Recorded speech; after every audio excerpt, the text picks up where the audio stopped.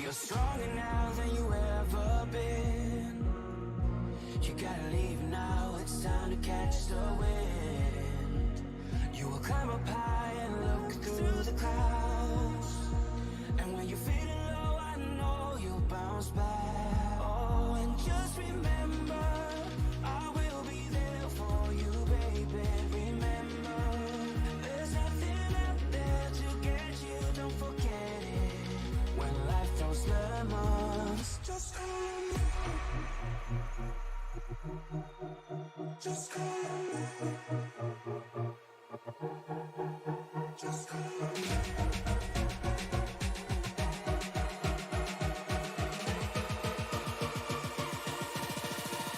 Just call me.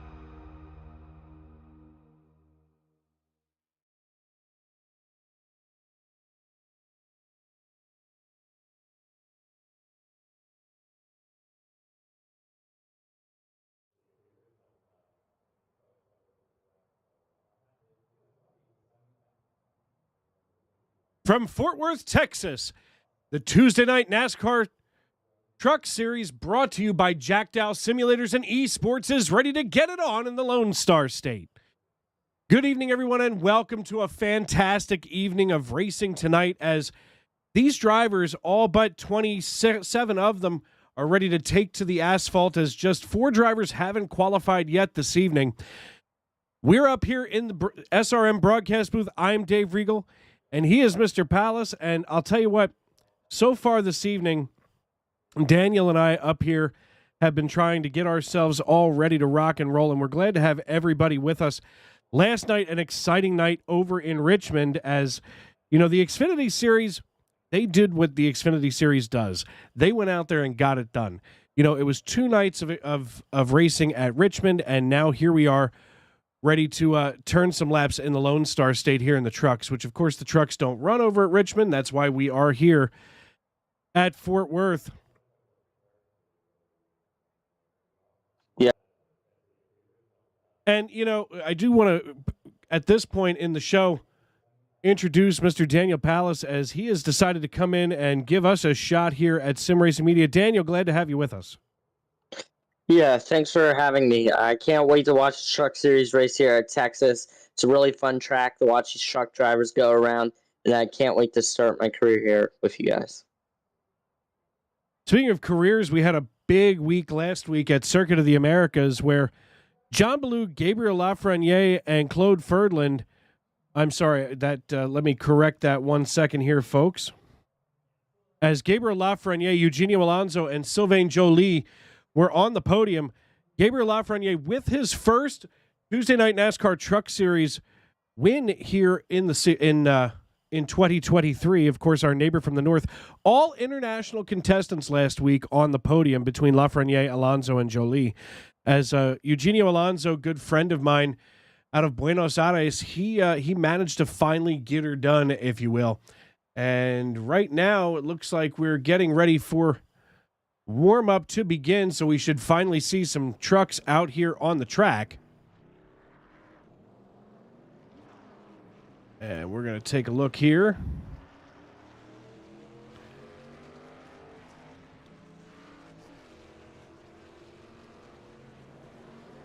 And bear with us, folks, as we're just trying.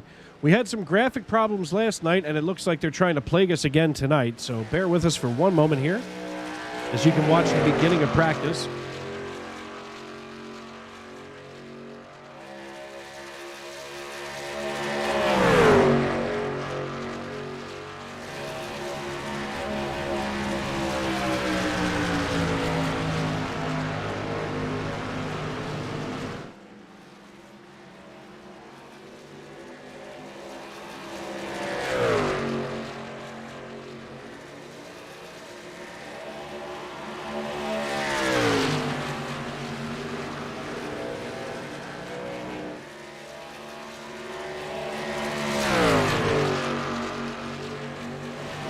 There we are. That'll get that all-important timer up on the screen. You know, every now and then you kind of gotta shake it a little bit. But overall, we've had a pretty busy week here. In fact, it looks like it still wants to give my HUD a little bit of problems here. Daniel, have you been able to turn laps here at Texas Motor Speedway? You know, one thing I want to say is, yes, I have turned laps here at Texas Motor Speedway, and yes, it's a difficult track sometimes to run. The one thing that I used to have a problem here at Texas is I would get a good corner in 1 and 2, have a great one going down the back stretch, but then when I entered turn 3, I would enter low, and I would try to get off a good run, trying to get off turn 4, but I would always smack the wall because I would always hit the gas a little too soon, and it's so hard to judge when to press the gas out of that turn. Yeah, I mean, you know, we've all kind of gotten bit by that bug coming out of turn 2, where sometimes the rear end of the car, or in this case the truck, lifts up off the ground. Taking a look at Norman, Oklahoma's very own Brandon Minto. He's out here running 4th, but look at this guy right here. Lansdale, Pennsylvania's very own Bob Nestor. Right here in the number 63 Tasty Cake truck. I can't help but wonder where he got the idea for this Tasty Cake tank. Of course, right now, it doesn't want to let go of Brandon Minto. That's interesting. Nothing like a few technical difficulties to make the evening exciting. Yeah, and the one thing I want to point out is that the draft here, you want to stay in the draft. You don't want to get out of the draft, and the dirty air will affect your truck a lot. So you want to try to get to the front, get the clean air, so you can try to pull away. As you see, the 43 goes around into the turn 3, 63 also around.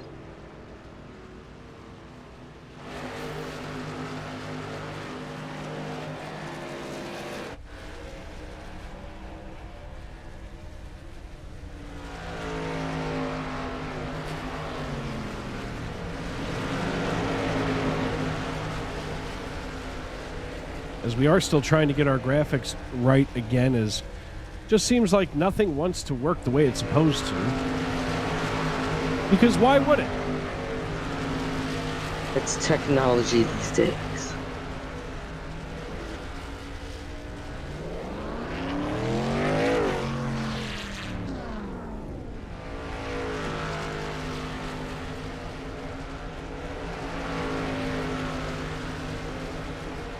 Well, unfortunately, I'm going to have to cut this right here.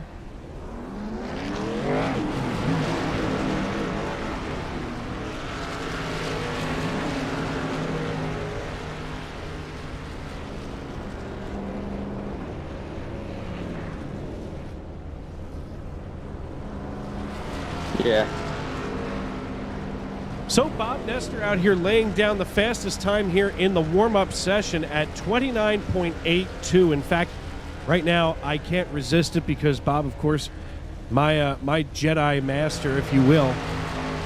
We've got about 9 seconds. We'll try to move him down here. Hey, Bob, it's Dave up in the booth. You got a copy? Yeah, I got you, Dave.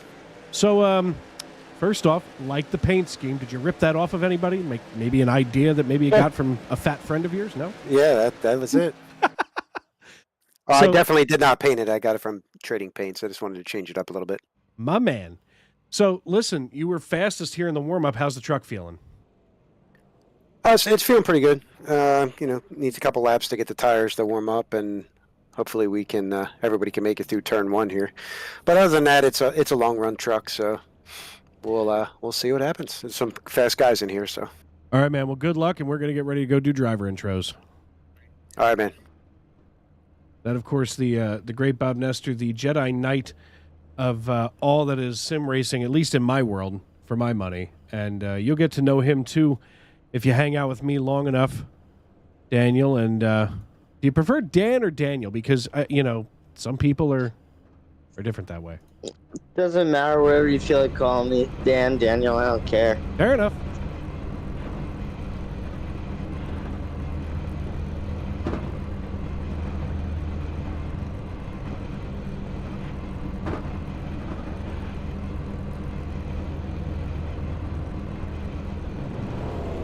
as all of these drivers are in their cars now. We're going to go through the starting lineup just as everybody's getting ready to roll off here.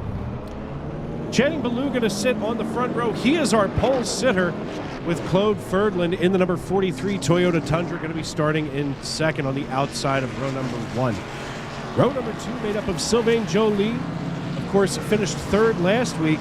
Claude Ferdland up here. This is kind of looking interesting here already tonight. But Eugenio Alonso, who finished second last week at COTA, he's going to start on the outside of row number 2. Jeff Carson, who has become kind of one of those, he's a setup whisperer, if you will, as he fine-tunes these setups every week here in that number 9 chromed out Toyota Tundra. On the inside of row number 3 is going to be Mr. Eugenio Alonso out of Buenos Aires. And then John Crow Sr. going to be starting in 7th. If everybody would just get in their rows, we'd be just great. Jacob Zala, who you guys heard a few weeks ago, he's going to be starting in 6th position.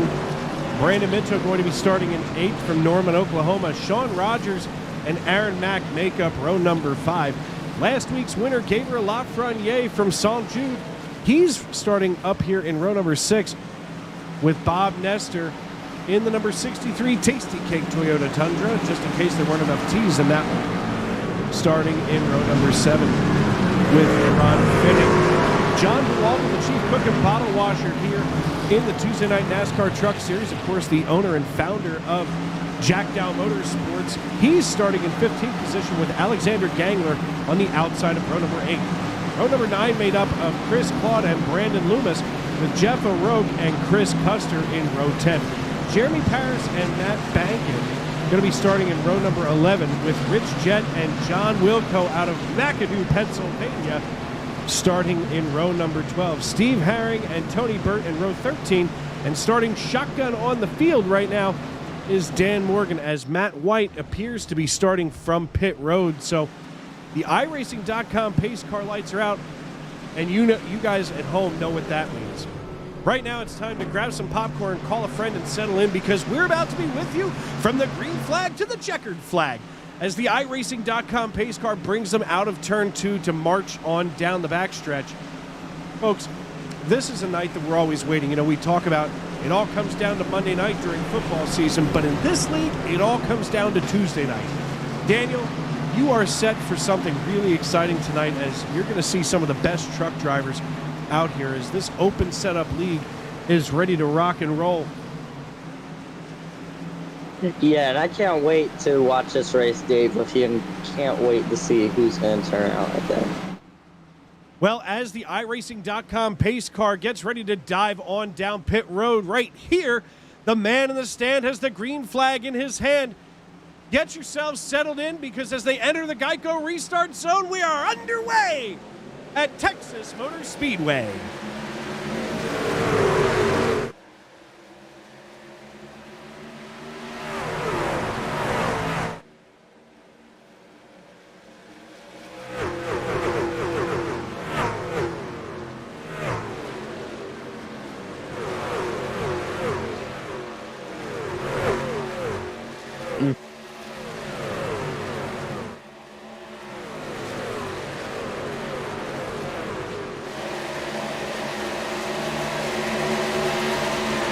Jay Balloon in the 42, he's going to get the credit for leading lap number 1 here, as the Pensacola, Florida native is dragging along Sylvain Joly. Claude Ferdland close behind, just about 13 tenths of a second, as we're on lap 2 of 147. And that's right, folks, 147 scheduled distance, the scheduled number of laps this evening. And of course, we do run 100% of the real-life truck series blanks here. So tonight we're going to be working our way toward lap number 35 to the end of stage number 1. Stage 2 going to end at lap number 70, and then of course, you know, another 74 laps there to the end. I'm sorry, 77 laps until the end. Drivers are going to have 5 total sets of tires. That means that they'll be laying 4 and starting with that 1 on the car, so a total of 5. As right now we'll take a look at our weather. If we can pull that up on the screen without it throwing up in our face. That's not the weather we wanted. Stand by, folks, as once again iRacing decided that it wanted to throw a monkey wrench into the system here. Why not?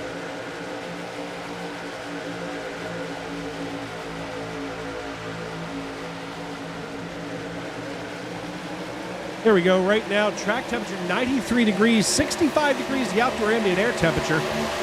So this afternoon sun only going to get a little bit hotter before the track starts to cool off now. Yeah, and one thing I want to point out is about the weather. If it gets more hotter throughout the day and the track gets more hotter, it's going to be more slick. And the more slick is going to be the more wear on these tires. So I don't feel like we should be pushing it all too hard in the beginning of the race. As you see, those 6 out of turn 3 get a little loose throughout the corner. But like I was saying, you don't want to run really hard in the beginning of this race. No, that's Gabriel Lafreniere all over the rear bumper of Eugenio Alonso, as these two drivers are well aware of who one another are. Just behind them, Brandon Minto lurking around in that U.S. Air Force number 12 Chevrolet Silverado. Jeff Carson, he's kind of hanging out back here. You know, one thing that we see more than anything out of Jeff is patience. You know, Jeff can ride around for 100 laps and turn it on, you know, in the last 47. So never ever count him out. We might even see him, as he already has, drop down 3 positions tonight. We might see him drop back a little bit further. Right now, he just wants to take care of that equipment before really turning on the jets there toward the end. But right now, the story of the evening is a little bit of a challenge up here for the lead. That's Channing Ballou and Jacob Zala. Jacob, of course, a one-time broadcast partner of yours truly up here. Let's see if we can get up here to our drone cam, as we can see Jacob getting a run going into turn 1, but backing off almost instantly. That opens the door for Sylvain Joly there in the 08, Daniel.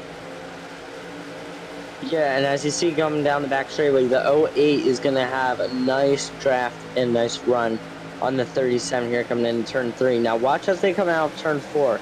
The 37 is going to start falling back a little bit, but that 08 is going to come right up to his bumper and try to get around and head into turn 1. Yeah, they're definitely working on each other. This top 4 is starting to spread themselves out, but there's a 3-way battle here for second position. We can see that right here in the lower right-hand corner of your screen, folks, as we see Sylvain Joly in the 08 starting to close in on Sala. We'll move up here for this battle for second. That gap is starting to shrink. And I got to believe that Sylvain, after what he learned last week at COTA, is just going to be lurking around here and probably just pestering Jacob Sala. Of course, pestering a kind of a hockey term, as we've heard it so many times over the years from Doc Emmerich. And so maybe that's appropriate for Sylvain Joly and Claude Ferdinand, who are just back there pestering the 37 of Jacob Zala. Jacob up 4 positions, but right now our biggest mover on the racetrack is Mr. Jeremy Paris. He's here in the 05, and take a look at him, Daniel, as he is about to try to take it 3 wide if Jeff Carson and the 95 of John Crow Sr. give him the opportunity. Yeah, and you can get that 3 wide from the draft here at Texas Motor Speedway, but it's a little bit risky. It's early in this race. I wouldn't want to go 3 wide. Now, if it was the last lap and you had a shot at it, then I would try to go 3 wide. You don't. It's better than nothing. But as you see, the 05, he's falling back now. As you see, he's going to probably get a nice run out turn 4. And he's going to try the pass on the inside of the 95 here. 05's on the corner panel, the 95. 05's going to duck behind the 95 as the 95 lets off a little bit. Now the 05's going to be on his bumper, putting more pressure on the 95. And you know, we don't get a chance to talk about this particular driver just enough. But right here in the 82 Mountain Dew throwback to Tundra is Mr. Alexander Engler, who's up 8 positions so far this evening. I know that that's not a big move, especially when you've got Jeremy Paris up ahead of you, but obviously that number 82 all kinds of cranked up for crazy. As you know, Alexander had a pretty rough night last night in the Xfinity Series. He and I both had a hard night Sunday night in the Cup Series, but all of a sudden tonight, it looks like Alexander Gangler has found the winning combination here, or at least a successful combination. Wow, dives right in front of Aaron Mack. in the 31 machine. We'll take a look at Aaron, and maybe there was a little more room than I thought there was, but it nearly looked like he took his nose off. Yeah, and the one thing I want to say is when these truckers get on each other's quarter panels, it's going to loosen the truck next to them. So you want to be really careful with that because it can spill them out. Oh, without a doubt. Right now, I'm looking at another battle on the racetrack that's starting to heat up. Mr. Brian Tarnowski in the number 28 Toyota Tundra. Of course, usually a Chevrolet driver during the Cup and Xfinity Series. Switches over to the Tundra here. And that Toyota Lasso, I'll tell you what, I've raced with Brian Tarnowski now for the last 3 years. We used to race in all 3 series together, and now, of course, only the one on Sunday nights. But Brian Tarnowski, one heck of a human being. Of course, tragically losing his wife, Stacy, last year to her battle with cancer. He's always racing for Stacy, and believe me, as a proud member of the Sunday Night NASCAR family of racing series, I have to tell you, we're all racing for Stacy at all times. And Brian and I used to kind of have a magnet for one another. We could be 12 car lengths apart, and all of a sudden we'd be right next to each other and bumping and banging and wind up wrecking or something.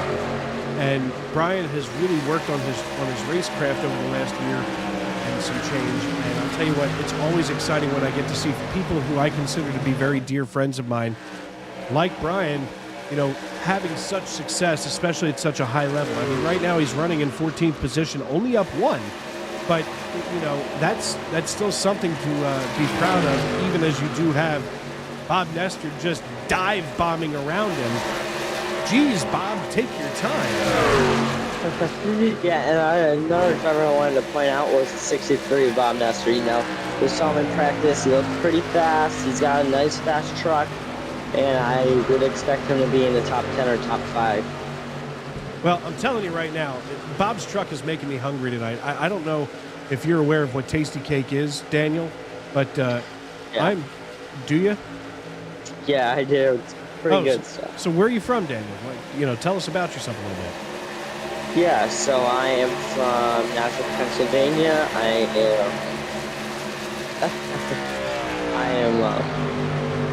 I am working my way into broadcasting here on iRacing, and I am pretty soon going to college.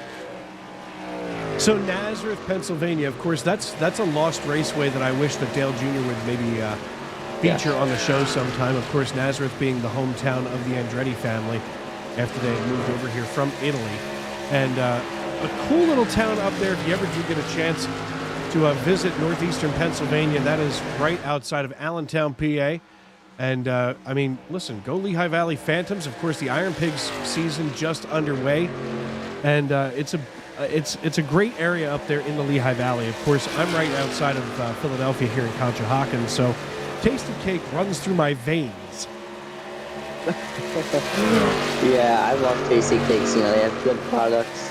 And every time I go shopping, I get Tasty Cake. Speaking of the Lehigh Valley Iron Pigs, right now the Philadelphia Phillies lead the New York Yankees in the top of the 6th inning up in the Bronx on 161st Street. 4-0. Kind of impressive with 2 on and 2 out here in the top of the 6th. So Phillies looking good tonight as they've started the season off 0-4. So maybe they can finally turn it around, or at this point nuke everything and move everybody from Lehigh Valley on up there to the majors. But getting back to the racing action, we'll talk more about you in a little bit, Daniel, but this battle for second position has not cooled off. I don't want to say it's heated up, but it certainly has not cooled off. And just as I say that, a battle that is heating up, Jeff Carson out of Cross Junction, Virginia, getting around Norman, Oklahoma's Brandon Minto, as they are door handle to door handle coming down the backstretch, diving into turn 3. Looks like Jeff going to get the edge this time on Brandon Minto. You almost have to wonder if Brandon is saving something for the end. You never know with these drivers. You know, they're all on different strategies here. He could be saving, or if he just doesn't want to get involved with the 9 truck tonight. So I would just keep an eye on that 12 truck. You know, he could be saving stuff once again. But you want to race clean. You don't want to race dirty with these drivers, because whatever you do to those drivers on track, it's going to retaliate on you. Well, and speaking of these drivers, we do want to talk about the point standings that we have going on right now here. Of course, Channing Ballou leading the race and leading the points with a win already this season, a pair of top 5s and 3 top 10s out of 4 races. So he has not left the top 10 since the season began. Gabriel Lafreniere, who is back here running in 10th position right now. In fact, let's zoom in on him. Gabriel Lafreniere, after that win last week at COTA, he's in 2nd position, gained 3 spots last week in the standings. So right now, 2nd position in standings. Claude Furland here in the number 43 Toyota Tundra. Sorry, last night was Xfinity, tonight's trucks. I promise I'll get that right. But Claude, so far this year, he has himself a top 5 and 3 top 10s. Of course, last week at COTA, also successful. John Bawalda, of course, our chief cook and bottle washer here. He's technically from Willow Grove, but his hometown is Bel Air, Maryland. He's currently 4th in our point standings with Sylvain Joly. I can find him here. He is. Sylvain Joly driving the 08 Accent LED Toyota Tundra. He's currently rounding out the top 5 with Eugenio Alonso, Jeffrey O'Rourke, Chris Claude, Jeremy Paris, and Brandon Minto, the top 10 in our points. So it's a busy, week for points shuffling. Of course, Jeremy Paris and Brandon Minto each gaining 11 and 12 spots respectively last week, after our race at COTA. And I'll tell you what, the trucks are, after COTA last week. And, the trucks on a road course, you would think that, gee, this is going to look really strange, but the drivers handled it really well. Once you get into that rhythm, things seem to just click. And I don't know how to describe it any other way other than it just clicks. Oh, we've got a wreck. Oh, back straight away. It is, and now I can't find who it was. Let's see what's going on. I'll pull up the replay here, folks. Oh, man. Looks like 25 was involved there. Oh, man. Might have been our driver. We're going to take a look right here as we see Eugenio Alonso following the 37 of Jacob Sala. Sala getting loose, coming onto the backstretch, and he just could not recover it. And there goes the mess. It looks like Jeff Carson got out of that pretty well unscathed. We're going to take a run back and look at this again, since we're going to have the time, that's for sure. We're going to look at this from Jeff Carson's point of view, from right here on the nose of his car.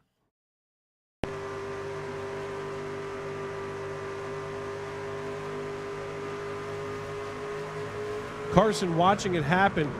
He somehow threads the needle and keeps it off the wall. That's going to be our avoidance of the race. That's for darn sure. Oh, yeah. But one driver I want to point out is that 25 truck. I don't know if he got hit or he got damaged, but I think he ran into somebody, too, during that wreck. Well, and we can see Eugenio Alonso coming down pit road, and obviously he didn't have to go to the infield care center, but that number 86 Jack Dowel Motorsports Ford F-150, not exactly in very good shape. That's for darn sure, Daniel. Yeah, now with this significant damage on 86 truck, this is going to affect his draft. This is going to affect his speed. They're going to try to repair whatever they can, but I think it's going to hurt his night for sure. Absolutely, and we are just outside of the stage break, so I believe that we will be staying right here, as it doesn't look like, in my opinion, nobody came down pit road en masse. It was just some of the folks involved in that incident. So, looks like we will have the time to finish the stage. In fact, we're going to get a hold of Jeff Carson right now and give him a little tip of the cap here. Hey, Jeff, it's Dave up in the booth to get a copy. I got you, bud. Man, you should probably have the avoidance of the race award tonight. Oh, definitely. That I just saw my life flash before my eyes when that happened. When you get that Powerball ticket, you might as well share it with Bob and Chris and me. Oh, definitely. I was just telling Chris and all them in the Discord that you got to watch that replay, how I managed to squeeze through there. I got the perfect replay for you. When you go back and watch the race, I got you right from the nose of the truck, and it was a thing of beauty. Yeah, I'm just, like I said, I just thought it was the end of my night right there. I'm just glad I made it through. Yeah, you did, and unfortunately, Eugenio didn't, and he was kind of collateral damage out of that, but congratulations, man, for being the avoider of the night. Yeah, thank you, bud. Hopefully my night continues like this. Absolutely. All right, brother. Listen, I'll see you on the other side. Good luck. All right, Dave. Thank you.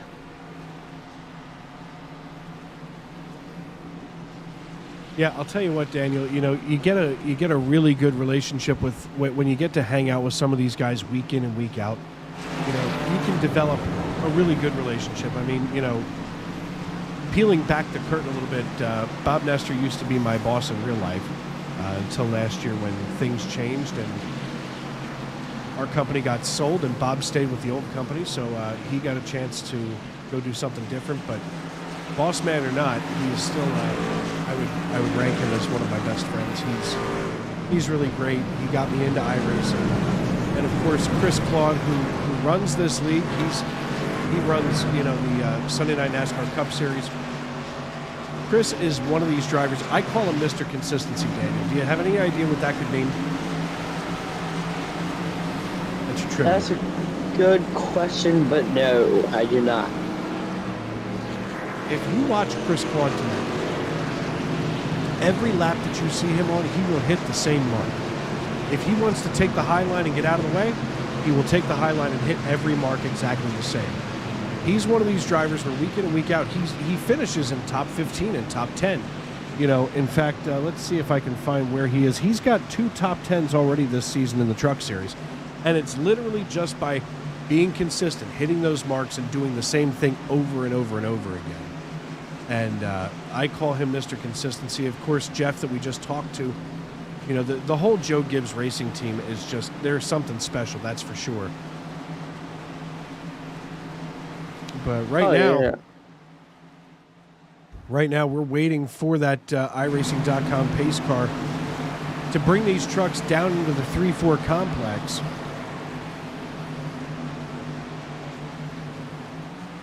Sylvain Jolly trying to maybe rub the back bumper of that pace truck. I hope not, as you don't want to go over speed here, of course, with the new restart rules,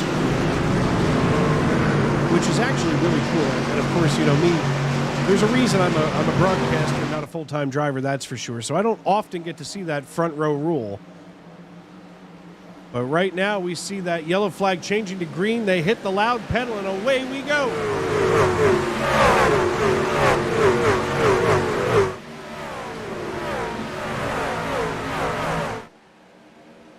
And don't forget, these drivers are now going to get a little more aggressive now because we're heading towards the end of stage 1 soon. Absolutely, and you know, you have to remember that at the end of the stage, bonus points are king in stage racing, and of course, bonus points going to be awarded, 10, 9, 8, 7, 6, 5, 4, 3, 2, 1. So whoever wins this stage, they're going to get 10 bonus points. If you get 5th, you're going to get 5 points. So bonus points are always a big deal, especially once we get down into playoff mode. Much later on in the season, as we're still so early. I mean, just cracking into April now. So, all things considered, it's... Go ahead, I'm sorry. Yeah, like I was saying, it's really early in the season, Like you said, we're cracking on April. We got a long way to go. But these drivers know that every race that they finish, we are getting closer to the playoffs. So every race that we get closer to playoffs, you know what that means? It means more aggression. It definitely does, and right now Channing Ballou up here leading this piece, he's not worried about a thing. He has nearly 1/10 of a second now, and even 1/10 of a second over Sylvain Joly. And these drivers, the closest battle on the track at the moment is between Jeremy Paris and Claude Ferlin. And just as we see Paris looking to the outside, Ferlin gets the run on the inside, and Paris wisely gets back in line. He drafts up right to the rear of Ferlin, gets the run here on the backstretch. We're going to see Paris now here on the last lap of the stage, trying to get away that third position from Claude Furland. Well, it's go time, and he knows that. And he crosses the start-finish line, and we're just waiting for that 10th place car to pass, and now we are under caution as that will end stage number 1. And stage 1 ended as follows: Channing Ballou, Sylvain Joly, Jeremy Paris, Claude Ferdland, Jeff Carson, Brandon Minto, John Crow Sr., Aaron Mack, Matt White, and Gabriel Lafreniere. Of course, honorable mentions go to Sean Rogers, Bob Nestor, and Chris Claude, who finished 11th, 12th, and 13th, with Brian Tarnowski and John Wilco in that rolled gold number 62 Chevrolet Silverado, finishing in the top 15. And, you know, I talked about it last week, Daniel, and of course, being from Nazareth, perhaps you've heard of a town called McAdoo? Nope, you just scratched your head, didn't you? You know what? McAdoo is up Route 309. Like if you go down on 78 to 309, like you're going toward Tamaqua. You go up 309 there, and it's between Tamaqua and Hazleton. It's not the end of the world, but you can certainly see the end of the world from there. Yeah, I know where you're talking about. I've been up towards that way. Yep, definitely the heart of Schuylkill County, of course, home of the Leschko brothers, who are the native sons. And I'll tell you what, Donnie and Bobby Leschko, just two really great guys. Of course, you know, Donnie Leschko, the chief of the Hazleton Fire Department, glad to call him friend and brother. As here we are in Mass, coming down pit road. Looks like Brian Tarnowski decided he's going to stay out and try to take the lead here for a little bit, as he last came in on lap 28. So he's only got about 10 laps on those tires now, as everybody has come down.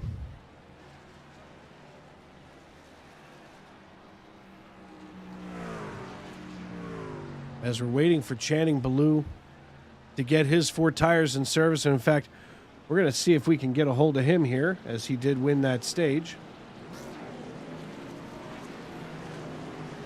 And of course, I don't see him in Discord. Never mind, oh, there he is. Got him.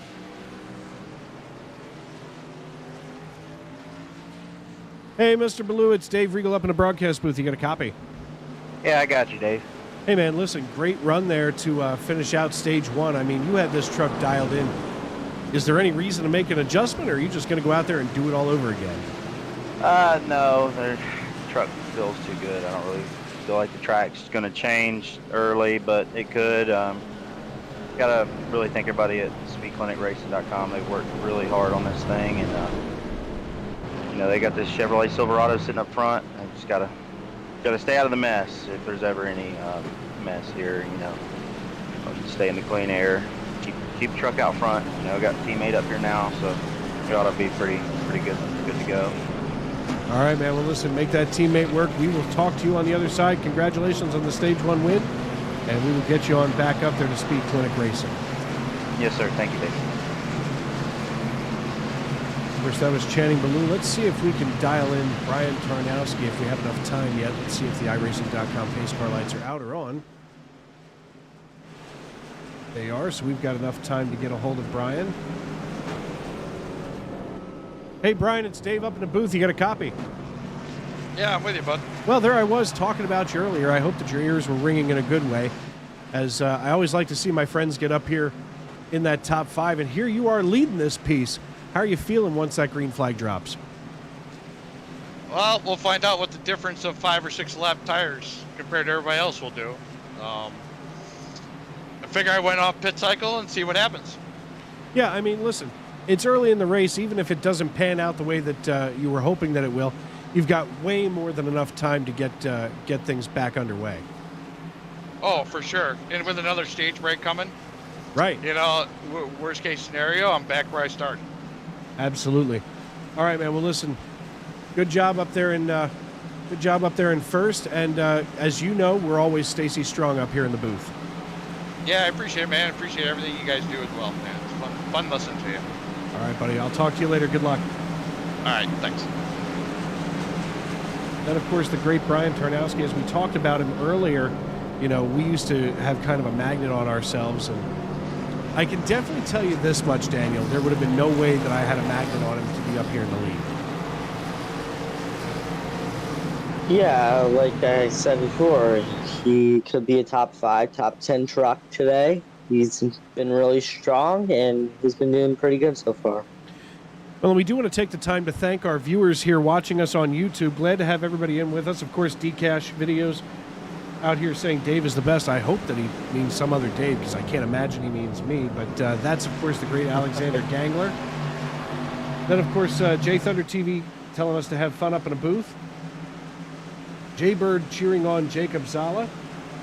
Evelina Howard and Lola Loves Cats cheering on Chris Custer. We'll check in with Chris in a little while. As, you know, here's the thing.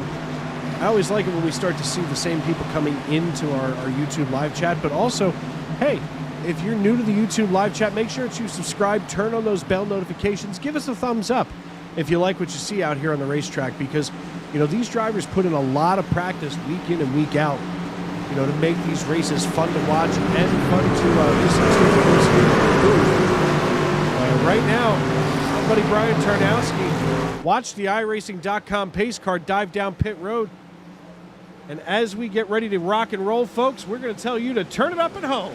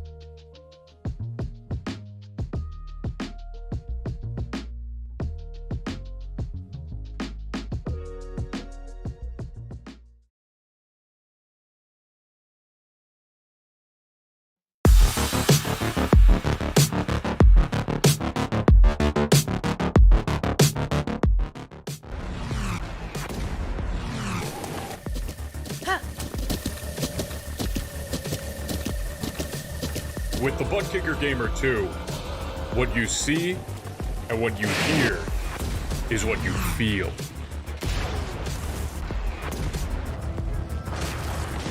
Butt Kicker.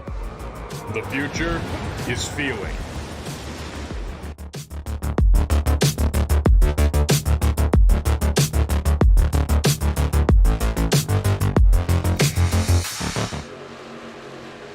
Welcome back to Texas Motor Speedway, where so far the Jack Dowel Motorsports TNN Truck Series is having quite a night here on the racetrack. Dave Riegel and Daniel Pauly, I'll tell you what, we've had quite a night so far, Daniel. And right now, Channing Ballou just running a clinic here atop the pile. A half-second lead over Jeremy Paris and 2.8 seconds over Sylvain Joly. You know, this is your first night here in the broadcast booth for Sim Racing Media. I'm glad to have you with us. And what are you seeing so far out here on the track? What I'm seeing so far out of the track here at Texas Motor Speedway is the 42, of Pauly. He's really good here. I think he's got the best setup right now in the truck series. Don't count out that 05 truck, though, in second place. He's been really strong, too. He made his way up to the front, and he's been awesome to watch tonight. But the rest of the truck drivers are doing good, and we're under caution. And we are under caution, as it looks like Chris Claude may have had himself an incident. We'll take a look here at the replay, folks. There we were telling each other that Chris Claude is Mr. Consistency, and maybe this was probably his most inconsistent moment of the race. We'll take a look. You see him getting just barely near the 25. And that's Brandon Loomis. All of a sudden he gets into the 3. He comes down to Alexander Gangler. Gangler does some landscaping but keeps it straight. Chris even manages to keep it straight, or at least keep it from a complete disaster. Let's take a look at this one more time here. As they come out of turn 4, we'll switch over to the blimp view as we just had it above this incident. Take a look at this, Dan. And one thing I want to point out is look at when he gets turned. He gets a little air while he's going through the grass, and thankfully he didn't shoot up into the track in the traffic, because if he shot up in the traffic, it would have been a heck of a wreck. No, we'll take a look right here from the 82 of Alexander Gangler. I've just got to find him here in our list. And we'll see exactly where it was, or how it looked from his helmet cam that we have on Alexander tonight.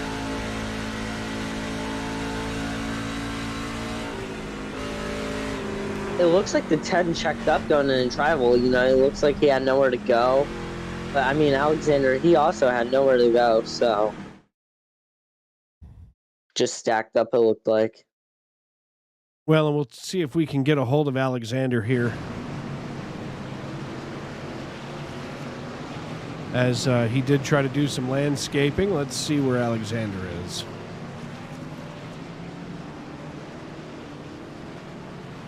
Hey, Alexander, it's Dave up in the booth. You got a copy?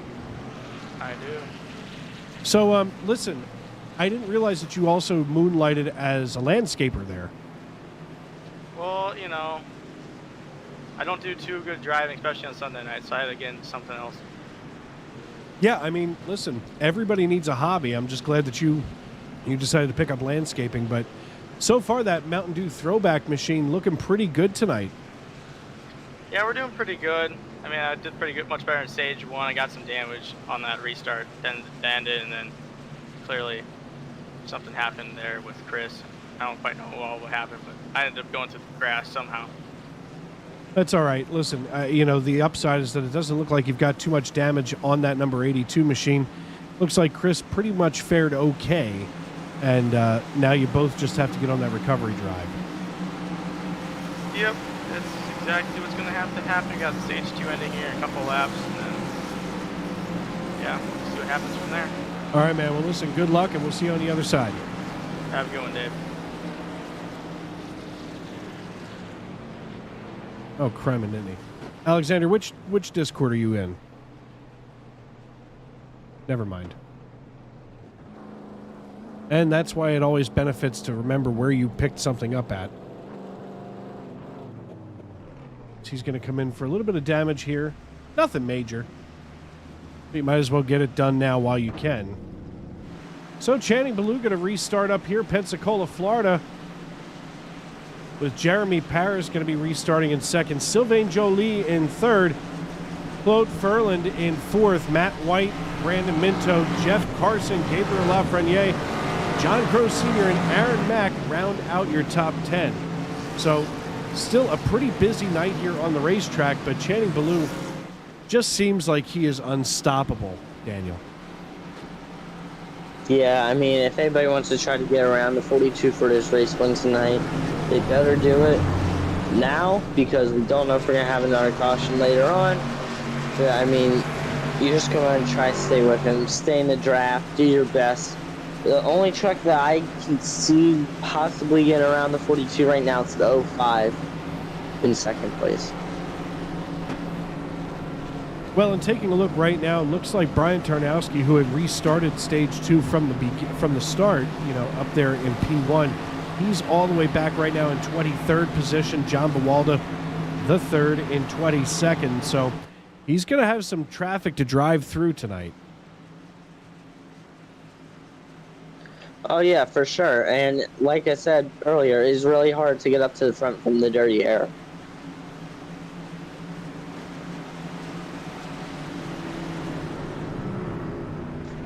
As you see the pace car making its way out of turn 2, heading down the back straightaway. 42 is the control truck here for this restart. On the outside of him is the 05. Row 2, we will have the 08 on the inside of the 42. And now on the outside of him, we will have the 43.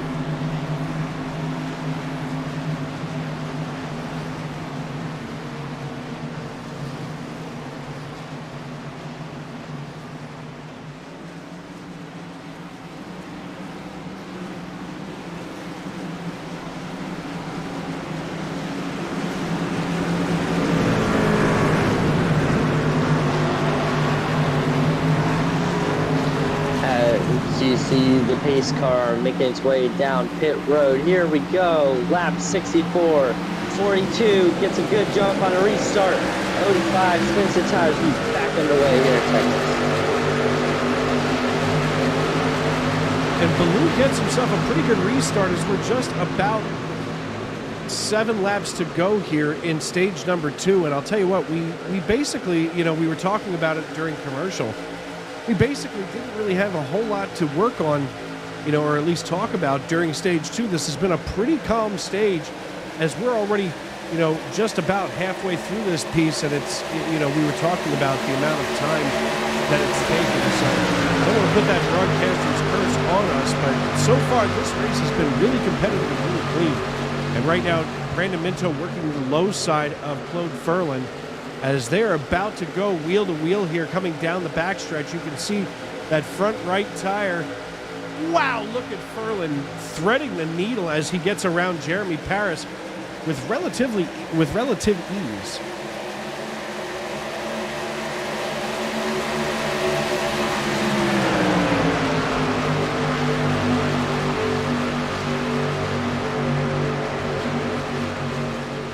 Claude Ferland here in the 43 just worked his way up into 4th position. It goes Ballou, White, Jolie, and Furlan, the top 4. Jeremy Paris working himself up here into the top 5, up 18 positions after starting in 23rd. So a pretty impressive night for him overall. Just behind him, though, is, of course, the setup whisperer, Jeff Carson. Carson's back here holding his own with basically no problem just underneath Brandon Minto, as Minto seems to be bleeding a couple of spots here. He's trying to fight off Carson, but believe me, as soon as we see Carson come down the backstretch, we're going to see him get the run, hopefully into 3 for himself, as maybe he didn't have enough for Minto this time, as Minto got the run into 3. As Carson rolls out of 4, whoa, he gets a little loose as they come back toward the bottom. As you just saw there, the 9 gets really loose out of turn 4, but he's still going to be on the back bumper of that 12 truck in turn 2. Oh, the 9 car is going to try to get a nice run down this back straightaway.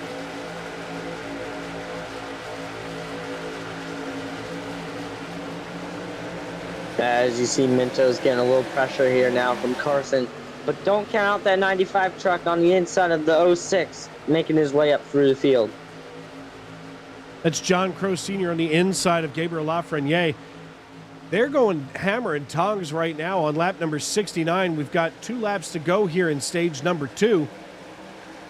And wow, Bob Nestor just behind Aaron Mack here as they battle it out for 10th place, as Bob's probably trying to get a couple of bonus points if he can, at least one if he can get around Aaron Mack. And right now he's got to get a run on Mack, and it just looks like Aaron's got the advantage right now, as we do still see John Crow trying to work that driver's side door of Gabriel Lafreniere.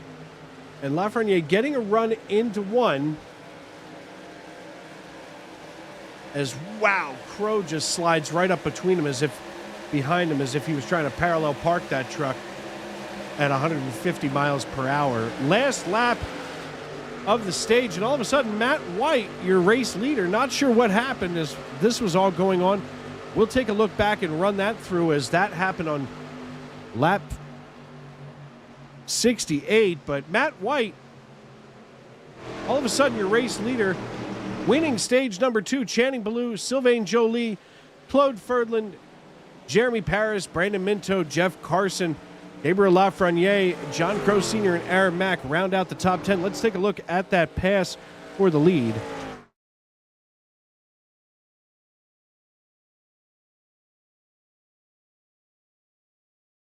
Right there, it looks like he just had a big enough run to get right around the 42 there for the lead. And like I said, you have to make it or break it if you want to get past this 42.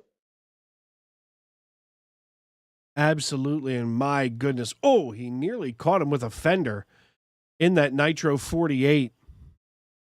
But definitely worth the look, I'll say. And we'll see if we can get a hold of Matt here in our Discord.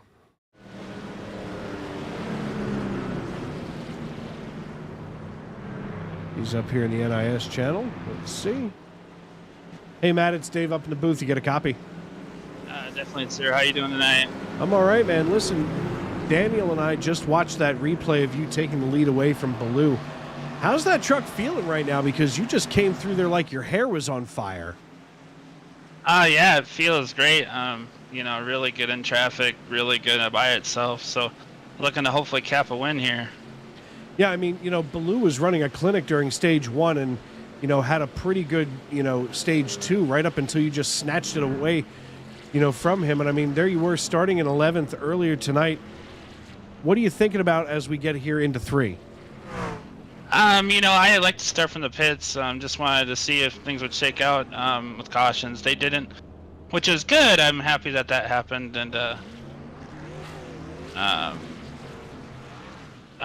we were just really working on. I've lost the pit road. Oh, he sped. Nope. Well, didn't speak. Anyways, but yeah. So I mean, we were, just cutting through the field nice and smooth, nothing crazy. And just fast truck, fast driver. And that equals really good. Yeah, man. Listen, the truck looks great tonight. The paint scheme looks awesome. And listen, congratulations on the stage 2 win. Maybe we'll see you there on the podium, if not in victory lane here at the end of stage 3. Yeah, it sounds awesome. Thank you so much. I appreciate it, Dave. All right, Matt, listen, take it easy, and we will chat with him later as we'll send him back up in there. Put him up there in the old free agent channel. Of course, if you are looking for a driver for hire, Matt White, one of the best in the business out here.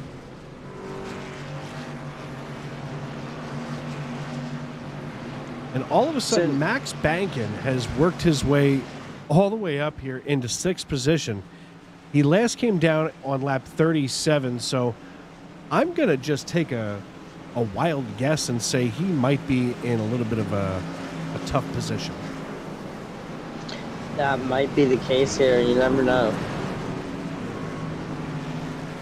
I mean, right now he's got a bunch of guys around him who all came down on this lap, and well, at least on lap 72. So that's nothing but a bunch of Hornets all around him. In fact, the only driver that's still on pit road is Jeff O'Rourke. But and Brian Tarnowski came in on lap 64. He's getting some repairs done, or he was getting some repairs done. But and Jeff O'Rourke now coming off of pit road. So Max Bankin making a pretty questionable call here.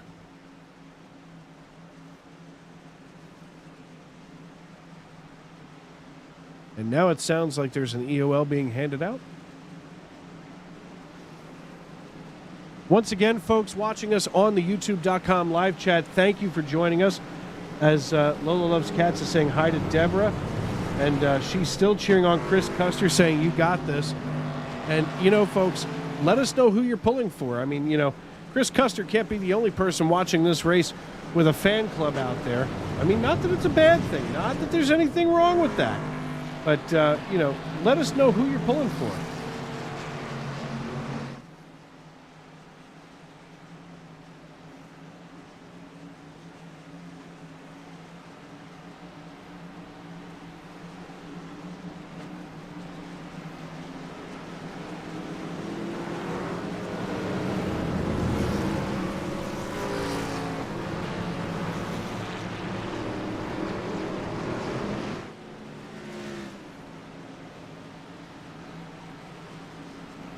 The iRacing.com pace car lights are out as the drivers are stacked, racked, and ready to roll. Just as we get ready to watch it dive down pit road, just keep a little reminder, folks, on April 2nd April 2nd of the year 2000, Dale Earnhardt Jr. got his first Cup Series win right here at Fort Worth. So maybe we'll see somebody getting their first career win here in the Truck Series tonight, as of course Dale Jr. driving that DEI number 8 to victory lane after 334 laps for a total of 501 miles, getting that all-important first win out of the way for an incredible Cup career. I mean, you know, never getting that championship, which of course everybody, you know, that does make you immortal, but a pair of Daytona 500 wins can also change your life, Daniel. Yeah. Right now, the iRacing.com pace car driving down pit road. Matt White has his foot hovering just above the loud pedal. Stage 3 about to be underway as we come into the great Geico restart zone, and here we go.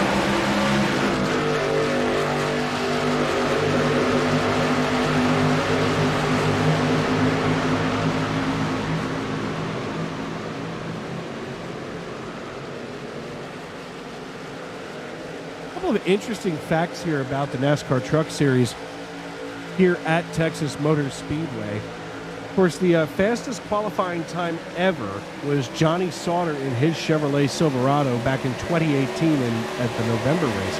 He ran a 28.608, so still absolutely rocketing around as our fastest time tonight here in race trim is 29.86. That belongs, of course, to Channing Ballou, who just passed Matt White for the lead once again.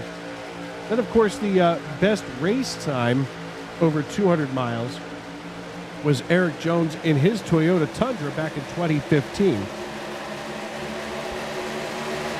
A lot of good names, a lot of big names here holding records at Texas Motor Speedway. Of course, the fastest qualifying time in the Cup Series belongs to Kurt Busch, as he's here in the twilight of his career back in 2017.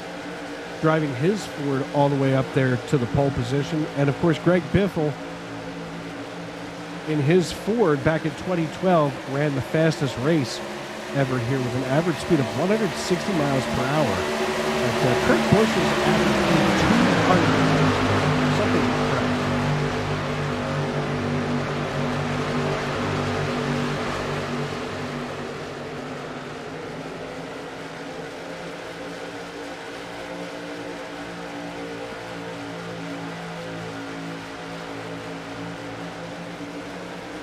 Can you hear me now? I lost connection. Oh, there we are. Yeah. I'm starting to wonder where you were. Right now, No, I lap lost 79. connection.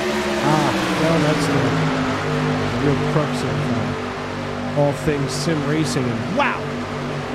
43 of Claude Ferlin just diving in front of Sylvain Joly and Jeff Carson. As Carson getting a run on the 08. The 08 and the 9 getting ready to get the torches and pitchforks out here on lap 80 of 147. Folks, you are watching the Jack Dowel Simulators and eSports Truck Series, iRacing Truck Series, right here on Sim Racing Media. Dave Regal up here in the broadcast booth, along with Daniel Paulus Jr. in his debut here on the SRM airwaves. As, of course, the Jack Dowel Motorsports TNN Truck Series, part of the SNN family of racing series. And Daniel, what are you taking away from this first night here? Well, what I'm taking away from this first night is that these drivers are not messing around when they're on track. They are very strict, they care about the positions that they're in right now, and they're fighting for every position because apparently they want to win, and if you want to win, you're going to have to make your way up to the front by being aggressive or just staying cool, calm, and collective. And don't forget, we have stages here, so each stage you get playoff points, and that's going to help you get even deeper into the playoffs by earning more points as you go throughout the season. So these drivers are going to be very aggressive.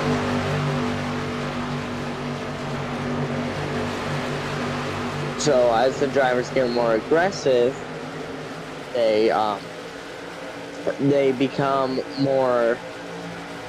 They create more rivals, I should say. They create more rivals by bumping into each other, spinning other drivers out, and trying to get around them for those positions to get the playoff points.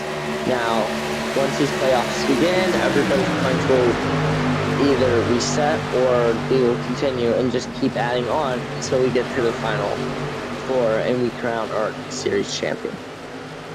Absolutely. You know, I've talked about it several times tonight with you. And, it looks like we've got a battle for the lead up here as Channing Ballou being challenged by Matt White, and Matt just slipping on past him. My goodness. You know what? I want to run this back and just see exactly where Matt White just came from because, wow, what a hole. We'll take a look at this right here at the beginning of the lap. They come down here into turn number 1. And it just looks like Matt gets a good run into 1, but where he really butters his bread, he's coming down the backstretch with just enough draft to slip on past Channing Ballou. But anyway, as I was just about to say, the one thing that we've talked about several times tonight is the fact that the Jack Dowel Simulators and eSports iRacing Truck Series is part of the SNN family of racing here on Sim Racing Media and on iRacing.com. And, we do want to talk about Sunday night at 7:30. You can check out the SNN Food City 250 Dirt Race. I know that it's Resurrection Sunday, but maybe come on out Sunday evening after you've had your fill of ham and Easter egg hunts and whatever else you did there on Resurrection Sunday, and come cheer on your favorite driver and, of course, your awesome broadcasters, Mr. Tony Trapasso and Matt Metler, at 7:30 on Sim Racing Media right here. So check them out. Of course, you can see yours truly. If you didn't like the way that I talked, you'll certainly not like the way that I raced, as there's a good reason why I usually spend most of my time up here in the broadcast booth, Daniel. Yeah, for sure. And, there's some drivers that like broadcasting more than driving. And it could be the opposite way for that. And for me, when I used to drive on iRacing.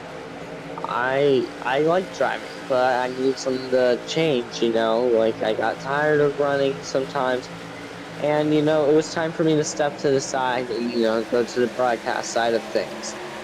And let some other drivers fill in those top-tier rides. Well, and top tier is what we have, you know, in this family of leagues. And, you know, of course, the Cup Series going to be at Bristol Dirt on Sunday night. Then, of course, the A Lot Cleaner Xfinity Series going to actually be off this coming week, and then coming back to the Call 811 Before You Dig 250, powered by Call811.com, Martinsville Speedway 250 on April 17th.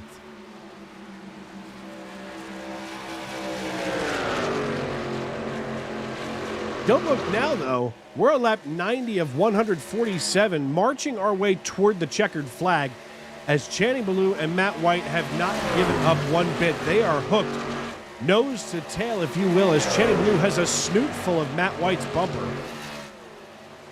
My goodness, they're coming through the quad oval as if it's the last lap. This is for all the marbles already, as it looks like Ballou now going to go side by side with White as they roll out of two. They did that so... It was almost like it was synchronized swimming, Daniel.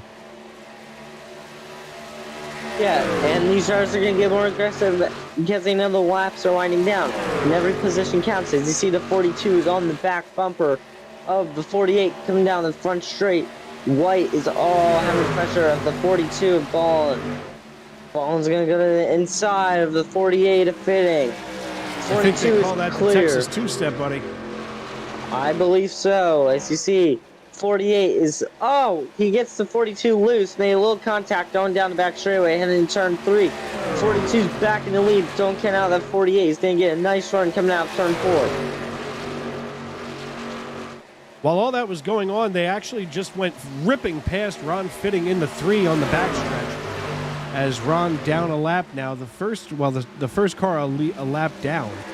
But what a battle we have going on between Channing Ballou and Matt White here on lap number 93 of 147. You're watching the Jack Dowel Simulators and eSports iRacing Truck Series right here on Sim Racing Media. We're going to step aside and let you folks watch this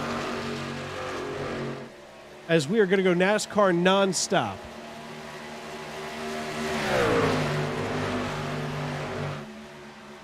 Okay.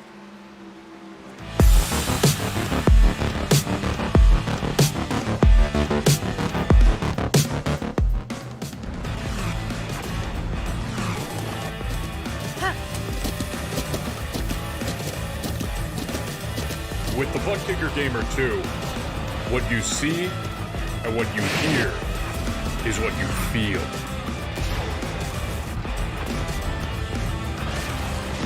Butt Kicker. The future is feeling.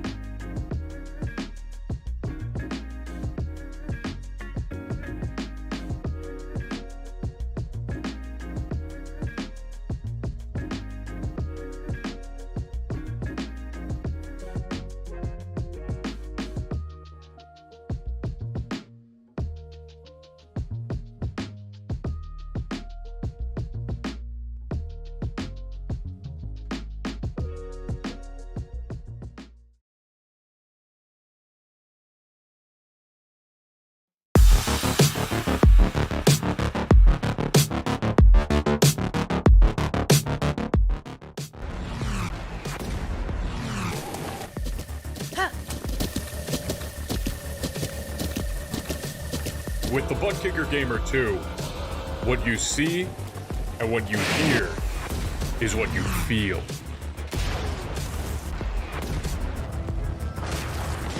Butt Kicker. The future is feeling.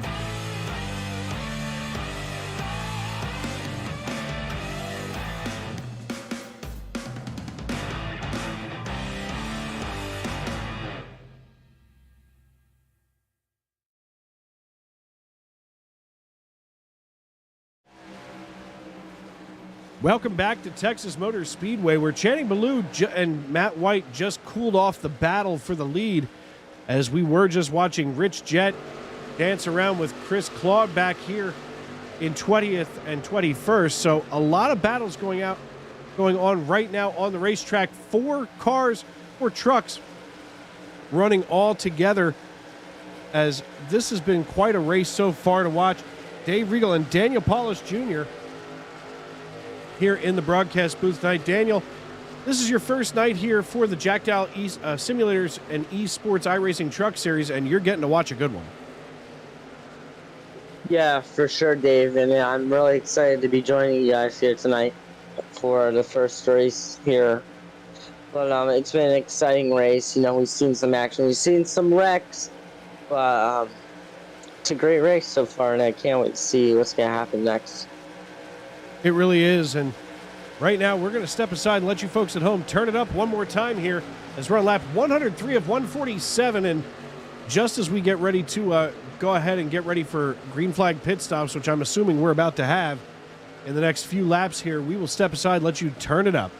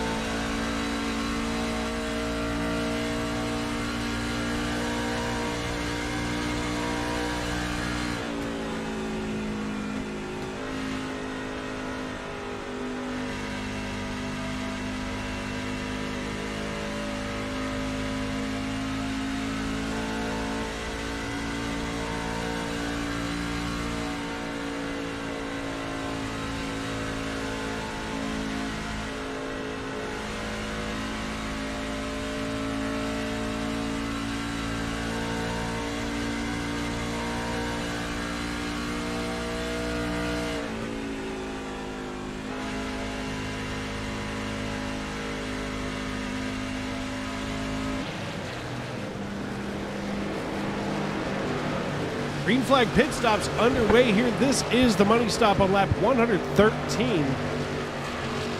As Claude Ferland, Sylvain Joly, Brandon Minto, John Bawalda, and Brandon Loomis all into pit as John Bawalda brings the number 51 Chevrolet Silverado pit side here. He's going to get 4 fresh Goodyear Eagles and a tank of Sunoco Go Fast. While Channing Ballou and Matt White go out here and just run a clinic, if you will. Channing Ballou, though, opening up a 1.17 second lead over White. And I'm pretty sure...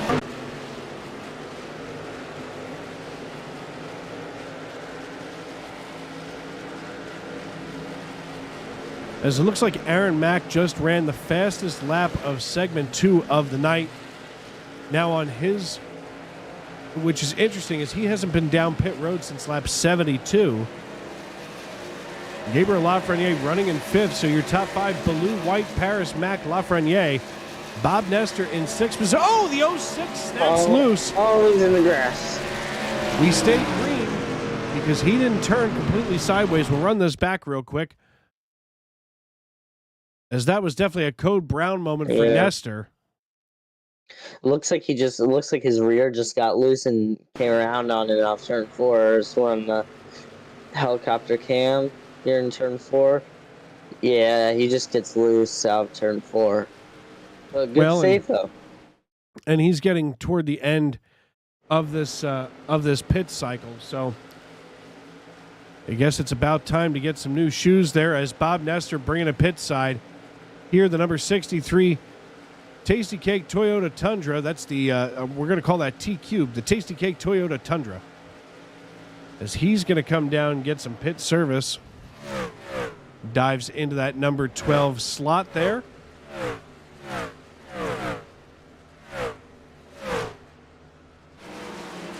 Meanwhile, back at the ranch, Channing Ballou still out here now with a 1 second lead over Matt White. Aaron Mack coming down pit road. Bob Nestor now leaving pit road as he's going to hit that pylon just in time. And at this point now, he does not want to see that caution come out, especially not until Ballou and White get themselves in on pit road. However, they've got some lap traffic to contend with. Yeah, and that's the one thing that's been a playing strategy here. Now it's lap traffic, you know it can hold you up and whatnot. It could cost you the win, so they're going to want to try to get around this lap traffic as soon as possible.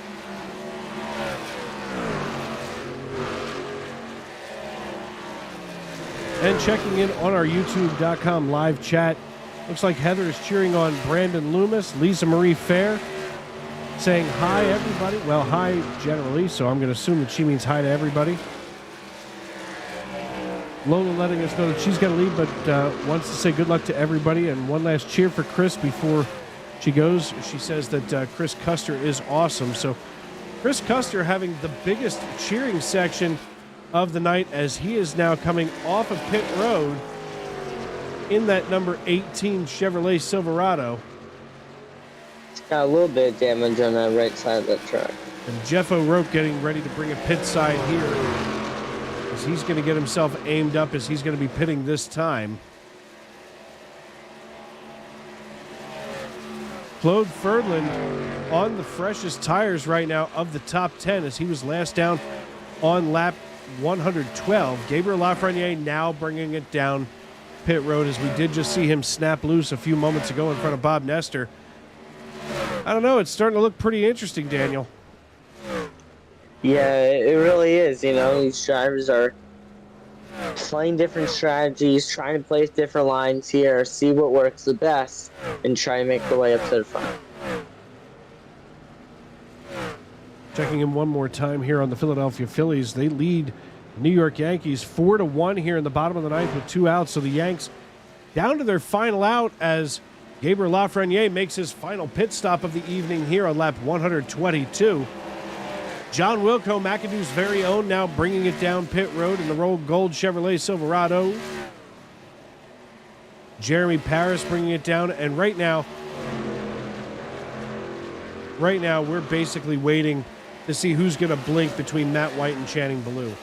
And I'm fairly certain what's about to happen here is Matt White going to be staring at the rear of Channing Ballou right up until the very last second. And I'm betting dollars. So there it goes. Ballou brings it pit side. You can almost see that Matt White backed off just enough so he had some reaction time to come down pit road as the two race leaders come in, and Claude Ferland cycles himself to the lead. He's just about 32 seconds behind, so let's see if Claude can work his way around as he's on the backstretch now.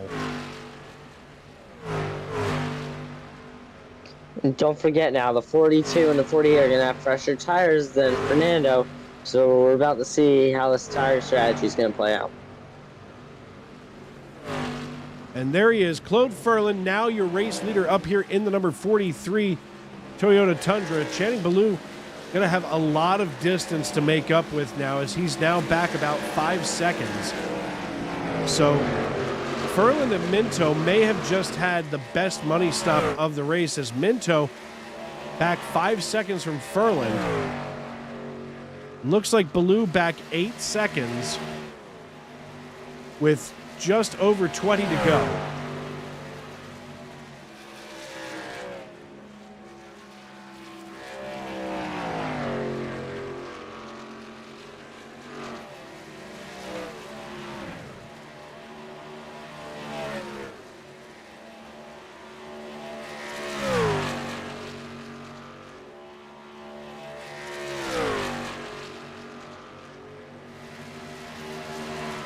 Race leader Claude Ferland here in the 43. He now has a 5-second lead over Brandon Minto. John Crow Sr.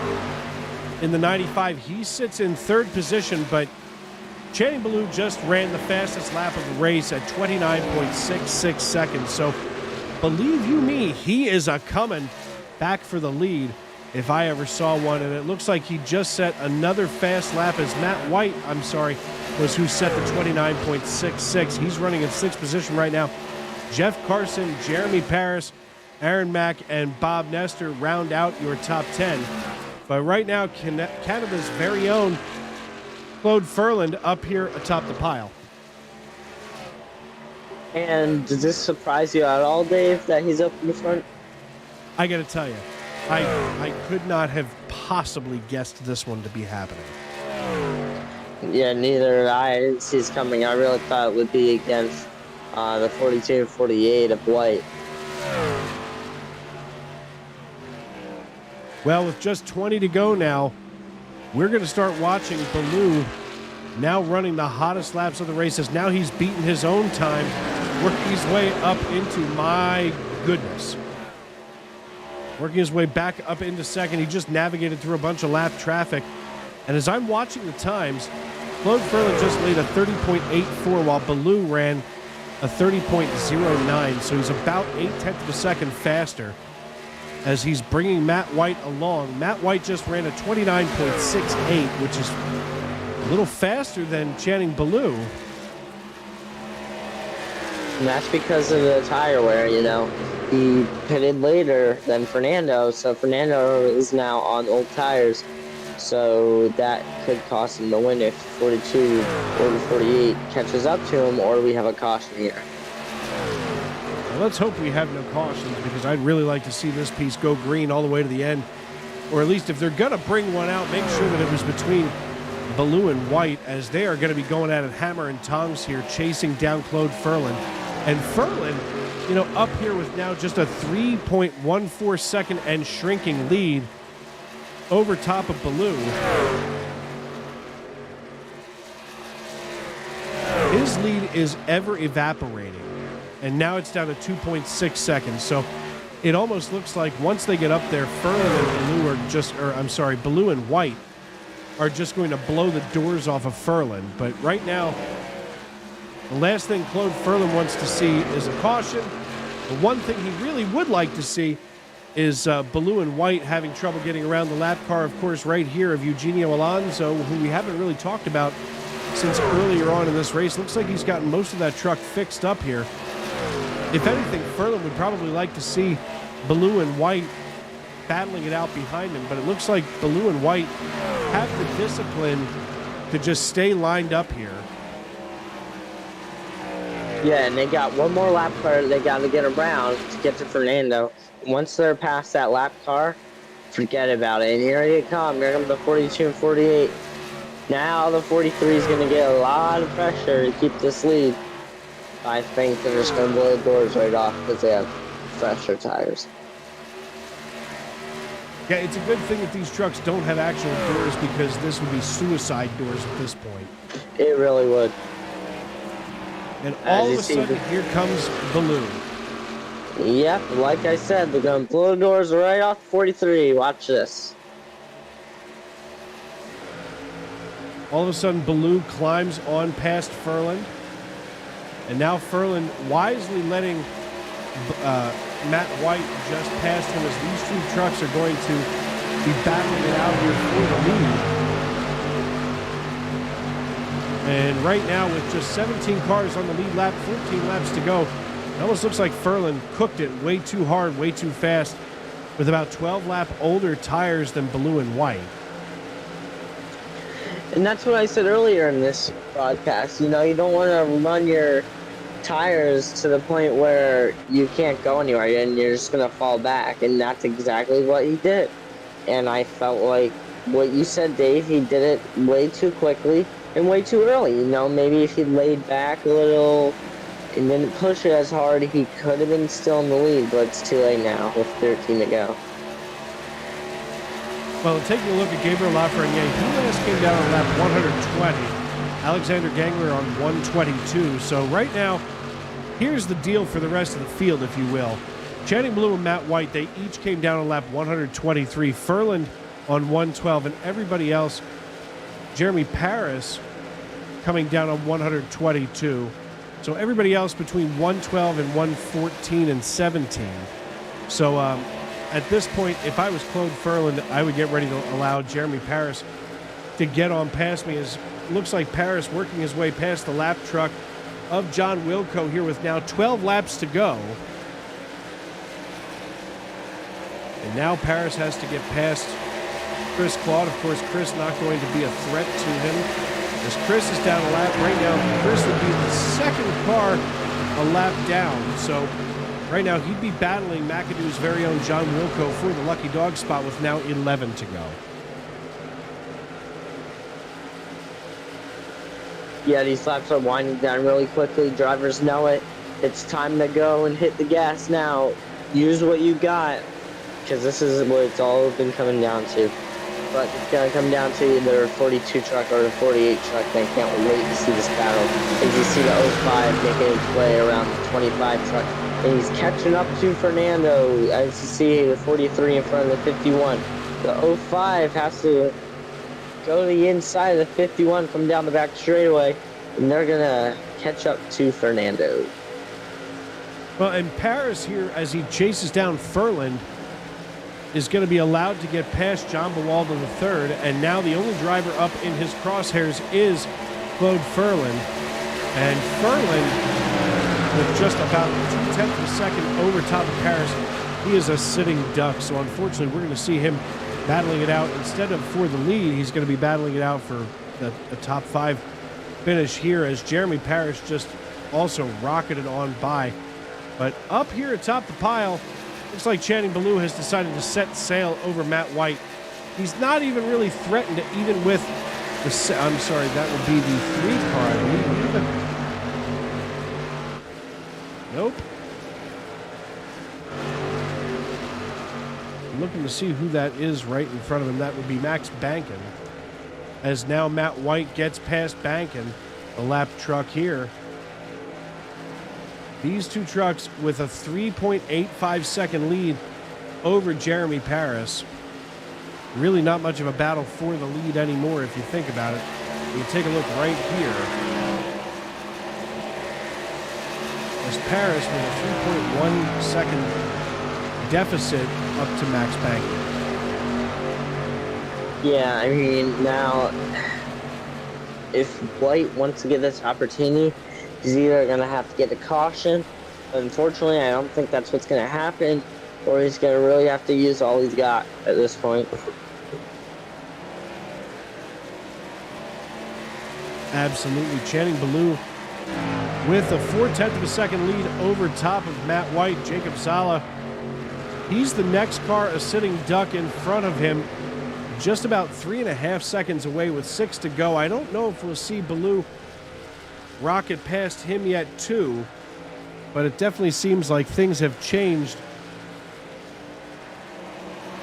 Kenny Hunt here checking in with us. Of course, he's the Watkins Glen Sunburn man, personal friend of John Bawalda III, and looks like he's going to be working on his dirt modified for his debut this Friday night at Outlaw Speedway. So Kenny, welcome in, glad to have you with us, and as always, it's great to have people that are, let's just say celebrity status, as Kenny Hunt, of course, the Watkins Glen Sunburn man. You can check him out.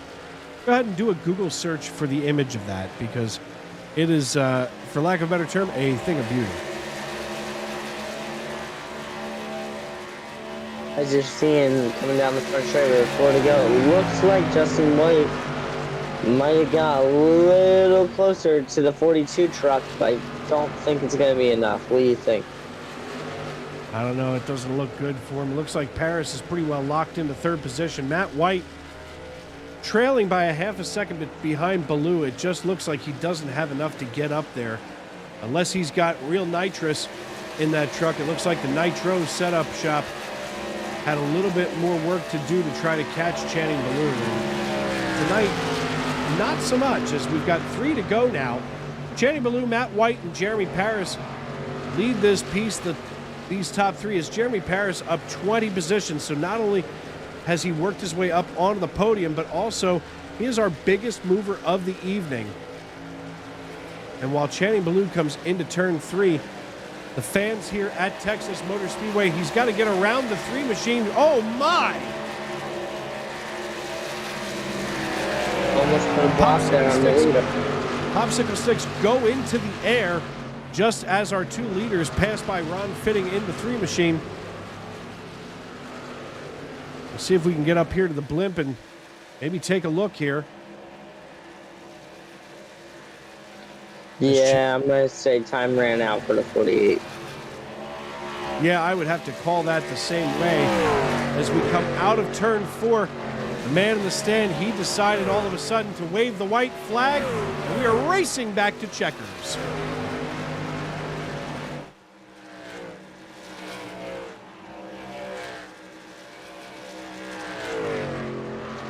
As you see the 42 machine heading down the back straightaway for the final time here at Texas Motor Speedway. It's been an amazing race. I'm just so excited to watch it. He's been strong all day. He's played strategy well, and here he comes off of turn 40. And coming out of turn 4, the checkered flag goes in the air. He crosses the start-finish line. Channing Baloo, Matt White, Jeremy Paris, Claude Furlan, John Crow Sr., Jeff Carson, as they're still battling it out further back in the field. What a great final stage to keep it clean, as Bob Nestor going to cross the start-finish line and finish 10th with an extra bonus point for the night. But the story of the evening is Channing Baloo, who ran an absolute clinic. And, I can't wait to get a chance to talk with him. We're going to take a moment here and get everything set up for post-race.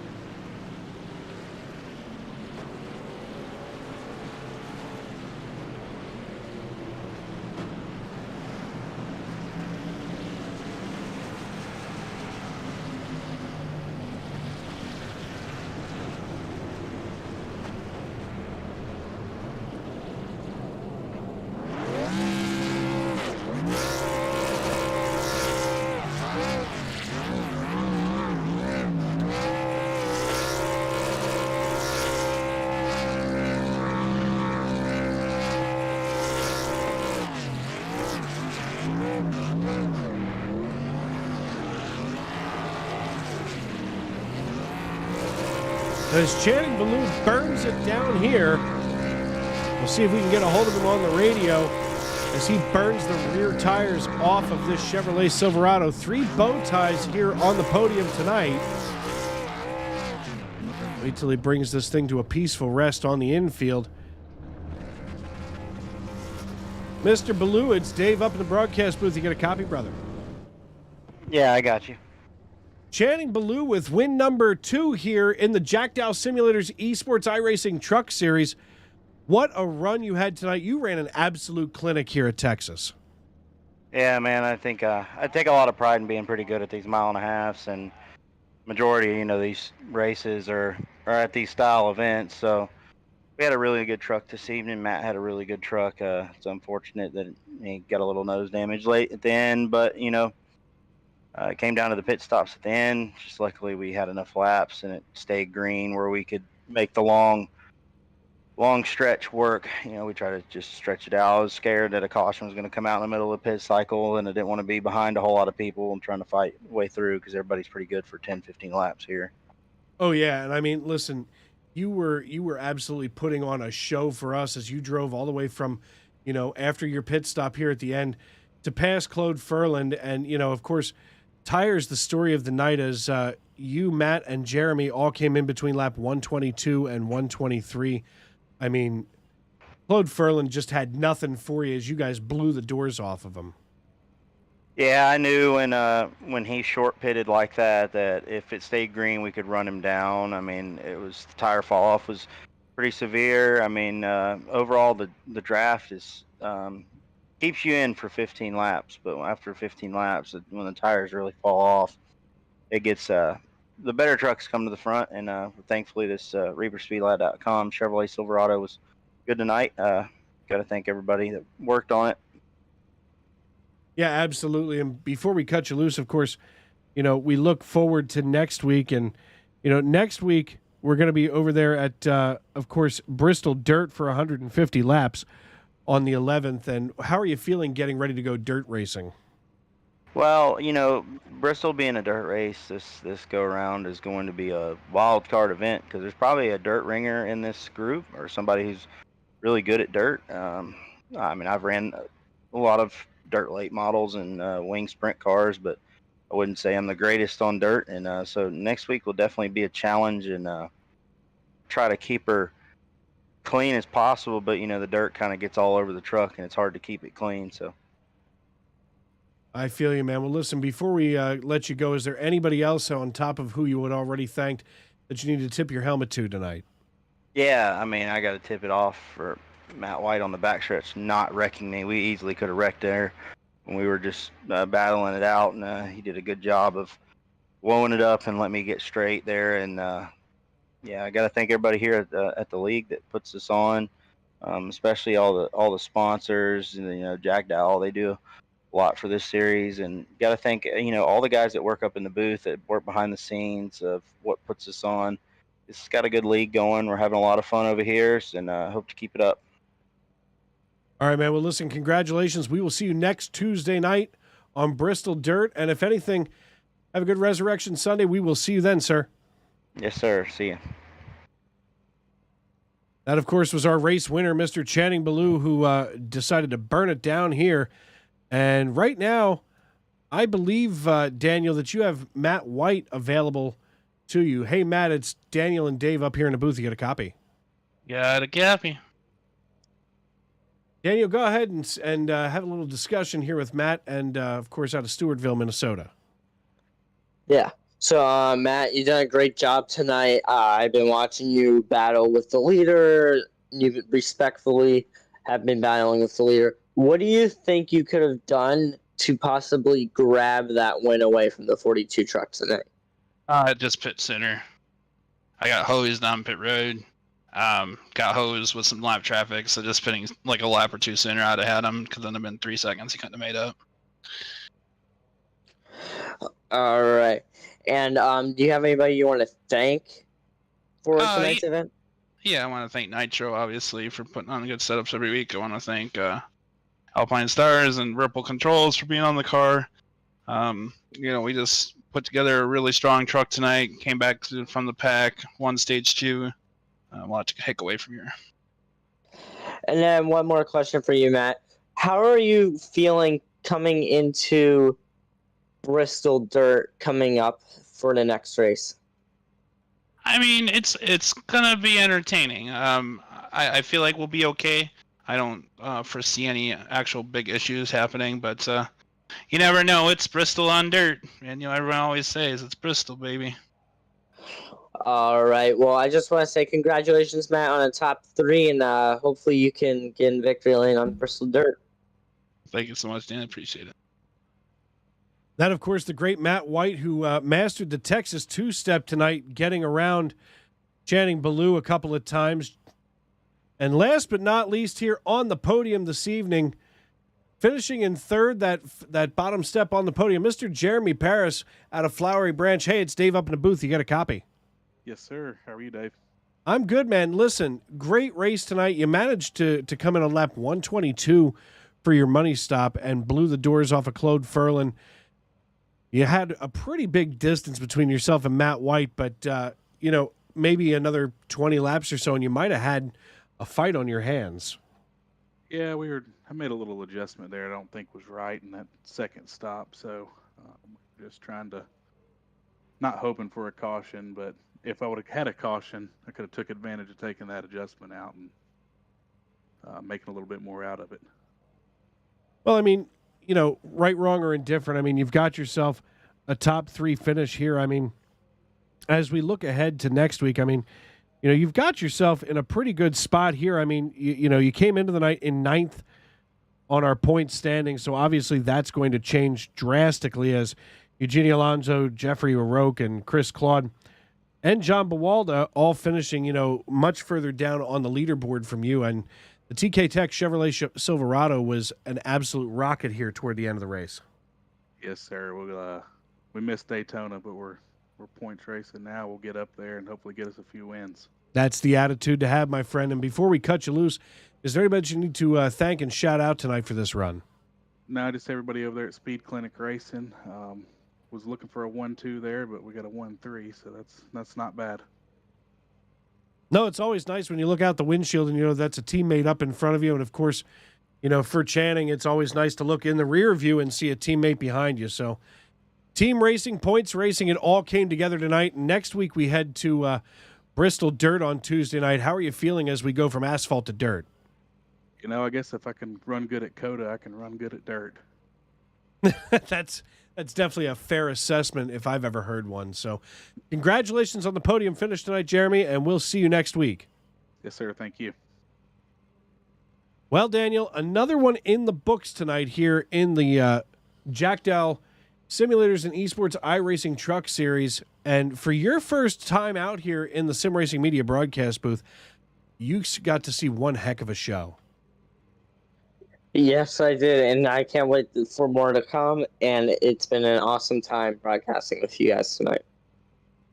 It has been awful to be here along with you. And one final look at our standings here before we head on out. Channing Ballou, Matt White, and Jeremy Paris make up the podium, with Channing Ballou finishing the night on top of that truck in victory lane. Claude Ferland, our neighbor from the north, he finishes in 4th with John Crow Sr., Jeff Carson, Brandon Minto, Sylvain Joly, Gabriel Lafreniere, and Bob Nestor rounding out the top 10. All those drivers going to be awarded bonus points here in the 3rd stage. Aaron Mack, Sean Rogers, Jacob Sala, Eugenio Alonso, and John Wilco out of McAdoo, Pennsylvania make your top 15, with Jeff O'Rourke, Brandon Loomis, Chris Claude, Rich Jett, and Dan Morgan. We had a rough night last night in the Xfinity Series. He manages to finish 20th tonight, so a much better finish for him. Tony Burt, of course, my good friend and owner of A Lot Cleaner Property Property Maintenance and Management, proud sponsor of the Monday Night NASCAR Xfinity Series right here on Sim Racing Media. He finishes 21st, with Chris Custer, our fan favorite of the night in the YouTube.com live chat, finishing in 22nd, as our chief cook and bottle washer here in the Jack Dowel Simulators and Esports iRacing Truck Series, John Bawalda, finishing 23rd, with Brian Tarnowski finishing 24th, Steve Herring, Ron Fitting, Max Bankin, and Alexander Gangler round out the field. And folks, every week we get to see some really incredible racing. And don't forget that Sunday, after you get done with church and everything else with the family on Resurrection Sunday, make sure to tune in right here to Sim Racing Media live at 7:30 Eastern Time with the great Tony Trapasso and Matt Metler here in the broadcast booth as the SNN Food City 250 Dirt Race is going to be live right here on Sim Racing Media. And for Mr. Daniel Paulus Jr. and myself here in the SRM broadcast booth, I want to tell you that tomorrow, as you go through your day, make sure that you find one happy moment. Find that happy moment and hang on to it, because with a happy thought, you can fly. Good night, everybody.